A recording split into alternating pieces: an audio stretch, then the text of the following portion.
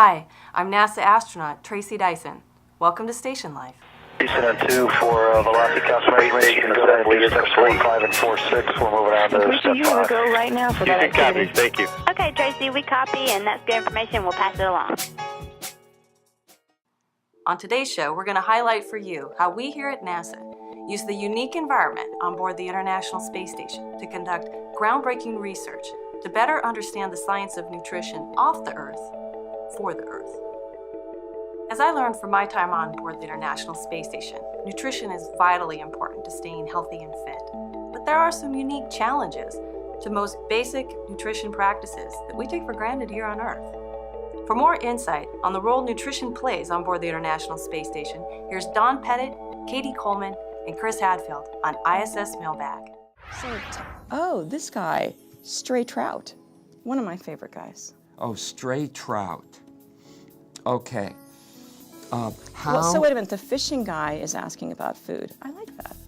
Yeah, he's fishing for food. So how is the food you eat in space different from on Earth? I tell people that nobody goes for the food. I mean, it all actually looks really pretty terrible. The but ambiance. It tastes pretty good. And our food is a combination of dried food that we have to add water to. Mm-hmm. And then there's what we call thermal stabilized, and that means that it doesn't have to, it can get hot, it can get cold, it's still going to be good food until we open it, and then we can eat it. And then it's not good food anymore. I'd say most of it tastes just fine. I mean, there's no, I haven't actually camping food. I haven't had an urge to eat space food since I got back from space, in that it's okay, but it's subsistence. Okay, it's healthy food, it's good food, it's like camping food, and a lot of it is place utility. It tastes really good when you're up there. And it's fun. Actually, it's fun. Eating food is is like a science experiment up there, where you can take your tortilla and you can put peanut butter on it and spin it around and. So in space you can play with your food and call it science. Exactly.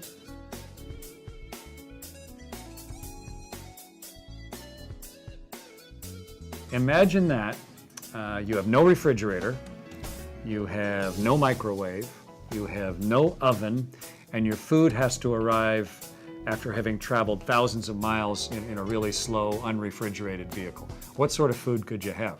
And most of your food is like that. It has to be packaged, freeze-dried, irradiated, like military rations or like ramen noodles or like cans. You're making faces while you're making this explanation. Most of the food's that way, or cans of food, lots of canned food that can last a long time. It's like the food you could carry in your backpack. It's camping food. Yeah, just camping food. So, but it's good. I kept the same weight over my whole 5 months up there. Did you guys lose weight, gain weight? Lost weight, gained weight, a little of each. A little of each. How about you? Lost weight. Lost weight? Yeah. Yeah, I stayed within. Was within it great? a kilo. The space diet. I Space loved spa. the space diet. Space spa. You could eat whatever you wanted. But there's space utility. There's place utility for the food.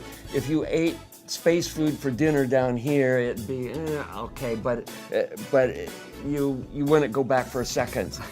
When you're in space, in that environment, it tastes really good. And once in a while we get fresh food, which is really nice. When an unmanned ship, like one of the robot ships, comes up, one of the last things the technicians on the ground will often put in is a little bit of fresh stuff. So you might get some fresh fruit or some fresh vegetables. Yeah. On ours, we got lemons. Lemons. They put in lemons. We had like 6 onions, I was gonna say, on ours we got Spanish onions. And we weren't even sure what to do with those big onions. Well, what do you do with lemons? I guess if you have lemons, you make lemonade.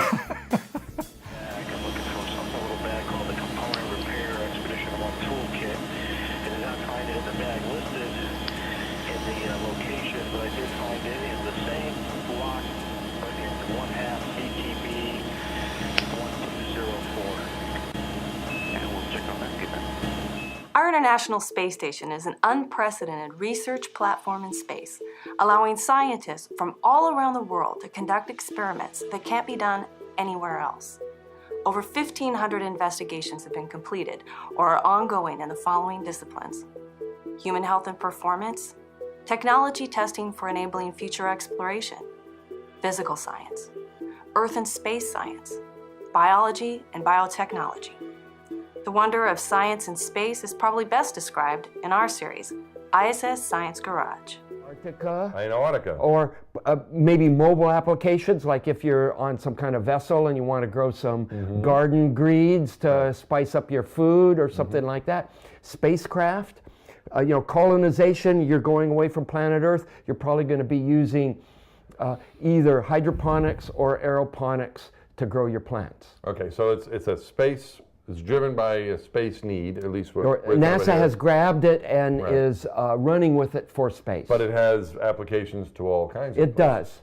And we are doing this on Space Station right now, using aeroponic gardening techniques to raise plants in the orbital environment on Space Station. I wanted to see, could you have a potted plant in a corner? And the answer was? It's difficult to do, but you can. Yes. But it's important because you got to grow.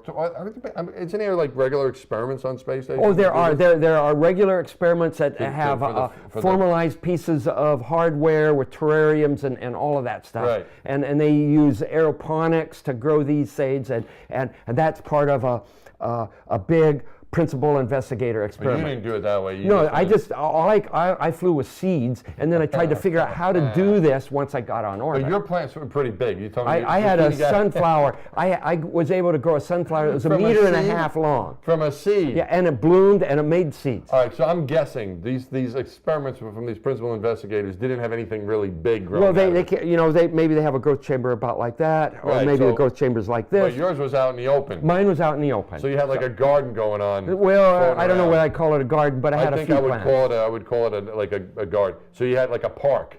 So the space zucchini, what were we saying? You grew your own stuff. Yeah, I wanted to see whether you could have, without a lot of equipment that took power and computer control and all that, just the equivalent of a potted plant in the corner in Space Station.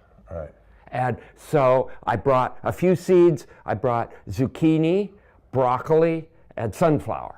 I figured those would be good things to try, and experiment a number of different concepts of trying to grow these aeroponically, passive aeroponics, so it didn't have pumps and motors and stuff like that moving around, just with plastic bags passively sitting there in front of the light on station, using nutrients composted from food. So I started a little compost pile, and I was able to have space zucchini. In which you didn't eat this, of course. No, because he became like a crew member. Now, sunflower normally grows really straight stalks, right? Yeah, which are gigantic, some of them. And so I had this sunflower a meter and a half tall, and the stalk was like that thick. The stalk was maybe 3 millimeters thick, so it didn't put any energy into making the stalk because it didn't need to. So the stalk, how big is a stalk on the beefy? Yeah, a sunflower that'd be a meter and a half tall would probably have a stalk maybe 6, 7, 8 millimeters in diameter. This is less than half. Yes, and so the sunflower is kind of like human beings in that they're inherently lazy, and if they don't have to put the energy into making a stalk to stand up, they don't. So that stalk would not work. It would not work on Earth. Fall over. Yeah, and another thing, the sunflower stalks are straight. Yeah. This stalk was just all curvy and it would everything. naturally go. So, well, what's the ideal? So you have these little things that you really can't get anything you can eat. Right. You've had this stuff growing in the hallway. Yeah. In space there in the middle of the module, and you could eat that stuff. You could. So what would you think if you're going on a trip to Mars, let's say, and you need to grow some vegetables or fruit, or what, I guess, I don't know, whatever you want to grow, what do you think the ideal? Well, you would want to have a genuine design engineered growth chamber based off of aeroponics, and you would want to bring... You have a farm, basically. Yeah, you'd have a small farm. A farm module. That's right, a farm module. I like that concept. All right, so that's you'd set it up right so the stuff has enough room to grow. Enough room to grow with adequate lighting, and you'd provide the nutrients, and you do it in an aeroponic manner, and you could grow a significant amount of pleasantries to add to your normal food.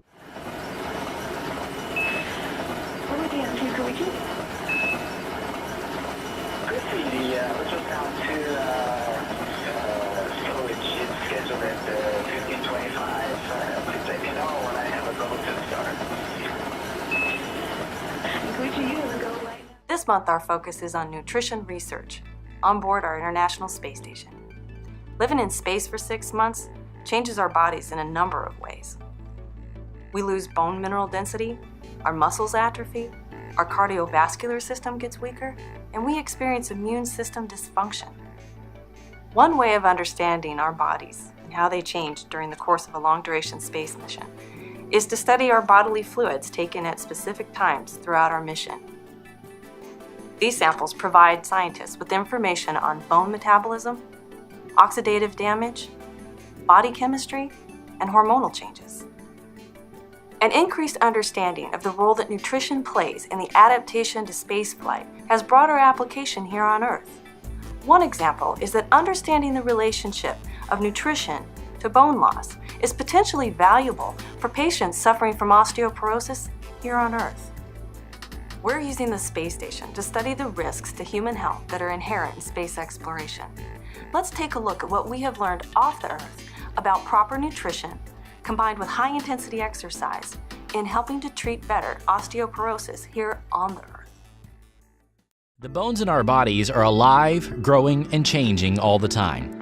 Our bones are composed of different layers. The outer surface of bone is called cortical bone. This is the smooth, hard part of the bone that we can see when we look at a skeleton. Inside the cortical bone is the trabecular bone. This type of bone looks like a sponge and helps to protect the bone marrow. The constant process of bones growing and changing is known as bone remodeling. This process is carried out by specific cells in our bones. Cells called osteoclasts have the role of breaking down our bone and removing any parts that need replacing. At the same time, cells called osteoblasts have the job of making new bone and helping to repair any parts of the bone that have been damaged. On Earth, in healthy individuals, this process is normally balanced so that the same amount of bone is made and broken down. In space, astronauts are exposed to lower levels of gravity than on Earth. This means that they have less mechanical stress put on their bones as they move around. Scientists believe that the bones naturally try to adapt to this new environment by increasing the rate that the bone is broken down by the osteoclasts. Meanwhile, bone formation continues to occur at the same rate as it does on Earth. The result is an imbalance in bone remodeling, which leads to an overall decrease in bone mineral density. While in space, astronauts can manage with lower bone density, but when they return, their bones are less able to cope with Earth's gravity. This increases the risk of fracture and injury. Scientists use many different tests to measure the density of the astronauts' bones. Results show that the astronauts, while in space, lose bone in a similar pattern to people on Earth who suffer from osteoporosis, but the astronauts lose it at a much faster rate. Scientists have found that exercise, when combined with good nutrition and increased vitamin D intake, is able to preserve some of the bone that was previously being lost. Since 2008, astronauts have been able to use a new exercise machine called the Advanced Resistive Exercise Device, or ARED. It is thought that this increase in force triggers the formation of new bone, bringing more balance to the bone remodeling process and allowing the bone density to stay at roughly the same level as it was before the spaceflight. It is a significant achievement to be able to maintain bone density in space, but more experiments need to be carried out to see whether the new bone which is formed in space has the same structure and strength as new bone which is formed on Earth. Understanding bone loss associated with microgravity may lead to better preventive care or therapeutic treatments for people on Earth suffering bone loss as a result of bone diseases like osteopenia and osteoporosis, or for patients on prolonged bed rest.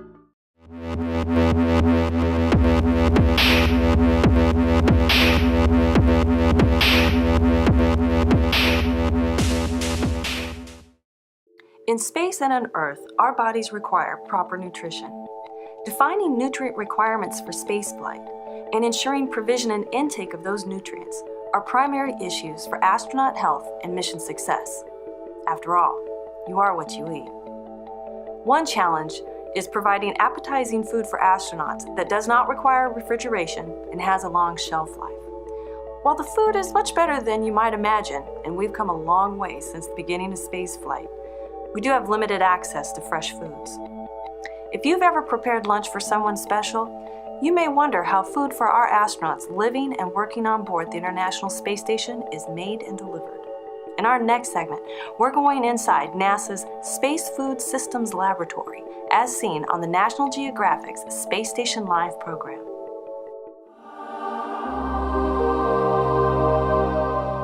Eating in space is its own kind of fun.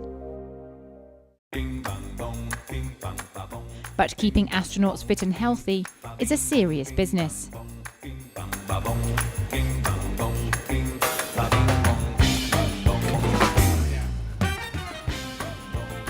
Michelle Clinch is responsible for what they eat. We're making spaghetti with meat sauce. Space meals begin just like ours do, with a trip to the supermarket. Thank you. But the similarities stop there. Spaghetti and meat sauce is just one of the 250 things on the space station menu. Each portion is meticulously calibrated. We have a database where we maintain the nutritional content of all our products. Calories, fat, protein, carbohydrate, things like that. But the most important calculation is what things weigh. That's because it costs $10,000 for every pound blasted off to the astronauts. So NASA adopted a reduction technique, also used by the military. Freeze drying removes a high percentage of the moisture, so typically when we freeze dry our products, we take them down to about 3%. Each portion now weighs just 1 ounce. Cost to transport, $660. 1,300 miles away, and the orbital Cygnus resupply module is being loaded with the freeze-dried food. And it's time for a few last-minute food luxuries. These are the tortillas. They're very popular on orbit. After a daily routine of freeze-dried meals, a fresh piece of fruit is a welcome relief, well worth its weight in gold. As you can see, we're only sending 3 apples, so you may think that's unfair because we have 6 people on orbit. They may have to share. This very precious cargo is one of the last things to be loaded onto the rocket. It's on its way.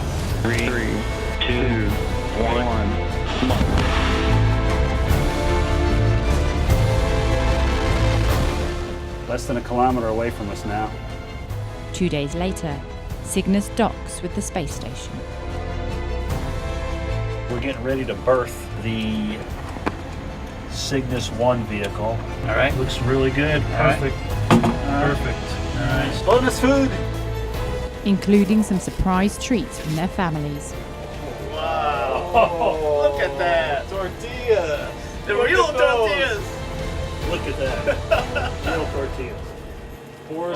Wow. Oh my goodness gracious. The greatest hot dog relish in the history of man. Oh my gosh, my wife didn't tell me about this.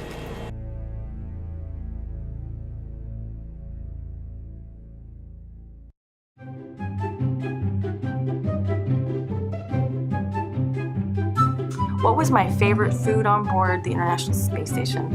I would say my favorite food had to have been coffee with cream and sugar. But my favorite meal on board was grilled pork chop, asparagus, and peach ambrosia.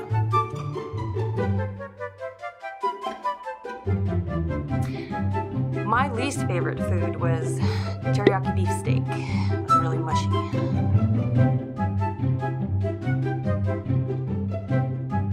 While in space, the food I missed the most was actually lettuce. We don't get fresh food very often on board the space station, and even when we do, it goes really fast. But I really miss the crunchiness of lettuce. So I just finished eating and I have to enter in what I ate because the ground folks like to keep track of it. Keep track of our calories, how much salt we're getting, how much protein, things like that. They track us closely on everything. When we lift weights, we have to keep track of how much weight we lift, how many reps we do. When we run on the treadmill or when computers are recording our heart rate, when we turn on lights, when we turn on the toilet. I learned on my first mission there are no secrets in space. We got video cameras in just about all the modules. So it's basically like being in a big fishbowl. The ground knows everything about us up here. Which is not that big a deal, but it's something to keep in mind when you need a little privacy.